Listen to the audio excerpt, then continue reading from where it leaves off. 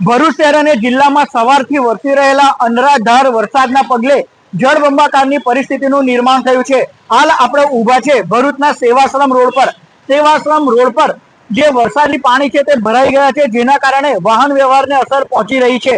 દરેક ચોમાસામાં સેવાશ્રમ રોડ પર આ જ દ્રશ્યોનું નિર્માણ થાય છે, તેમ છતાં તંત્ર દ્વારા પાણીના નિકાલની યોગ્ય વ્યવસ્થા નથી કરવામાં આવતી, જેનો ભોગ શહેરીજનોએ બનવું પડી રહ્યું છે। ત્યારે ફરી એકવાર ચોમાસામાં ભરૂચમાં વરસાદી પાણી ભરાવાની સમસ્યા જે છે તે ઊભી થઈ છે, જેના કારણે શહેરીજનો મુશ્કેલીનો સામનો કરી રહ્યા છે। સેવાશ્રમ રોડ, પાંચબત્તી સહિતના જે વિસ્તારો છે તેમાં વરસાદી પાણી ભરાઈ ગયા છે અને તેના કારણે લોકોએ ભારે હાલાકી વેઠવાનો વારો આવી રહ્યો છે। જે વાહનો છે તો વાહનો પણ પાણીના કારણે બંધ થઈ જતા જે દ્રશ્યો છે તે નજરે પડી રહ્યા છે। જે શાળાએથી આવતા જતા બાળકો છે તેઓએ પણ વરસાદી પાણી વચ્ચેથી પસાર થવાનો વારો આવી રહ્યો છે। ત્યારે ભરૂચ શહેર અને જિલ્લામાં જે મેઘમહેર છે તે જોવા મળી રહી છે। ચોમાસાના પ્રારંભે જ જે વરસાદ છે તો વરસાદે ધબધબાટી બોલાવી છે અને વરસાદી પાણી ભરાવાની સમસ્યા ઊભી થઈ છે।